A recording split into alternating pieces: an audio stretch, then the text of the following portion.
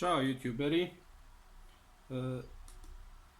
evo da snimim malo jedan video, danas ne radim, a ima puno snijega, zima, slobodan dan sam uzo i tako da snimim jedan malo video. Šta vi radite, kako ste mi?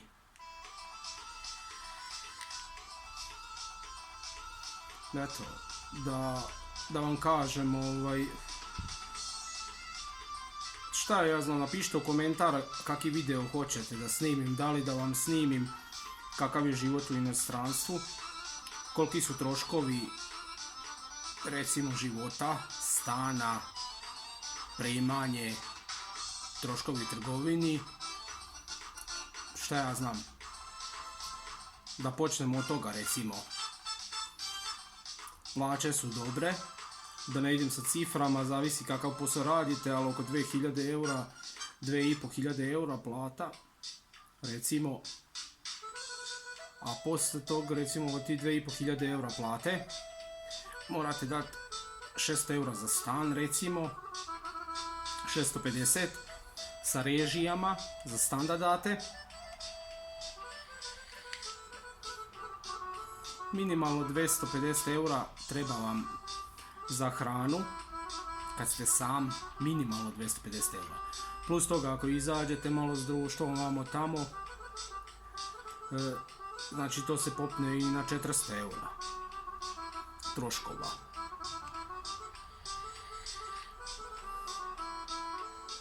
Znači opet se može ušparati novaca, ako se pametno raspolaže novcima, naravno. Ako se ne raspolaže novcima, ako se stalno izlazi,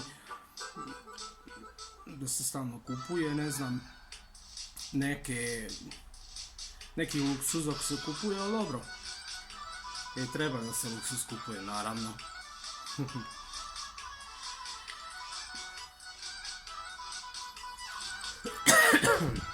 I još se ušpara novaca. Malo energija.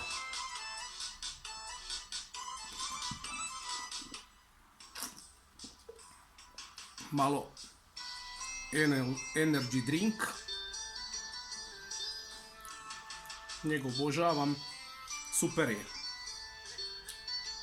da vas razdrma, razbudi poslije burne večeri u gradu, recimo, to vam dobro dođe.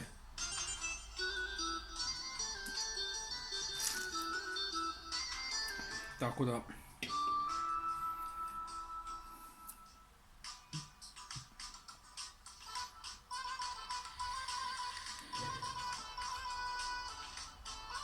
recimo, tako da se uglavnom isplati se doći u inostranstvo raditi.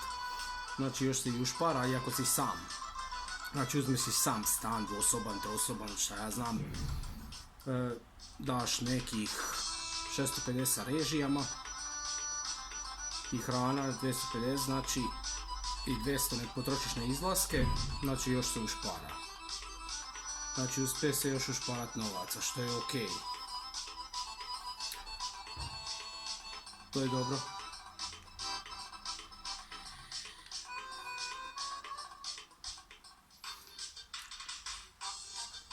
Tako, moj savjet mladi ljudi koji žele zaradit, ušparat, pa da si kod kući naprave kuću, kupe stan, da se obezbede za stare dane.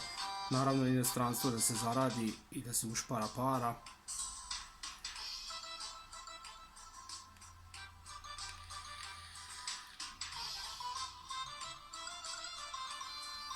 Eto toliko u ovom videu, da snimim jedan mali kratki video.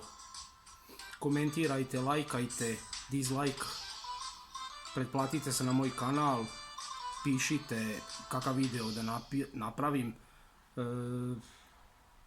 Eto, život u inostranstvu, naspram kući, kaki je i tako. Napišite pa ću napraviti video i to je to.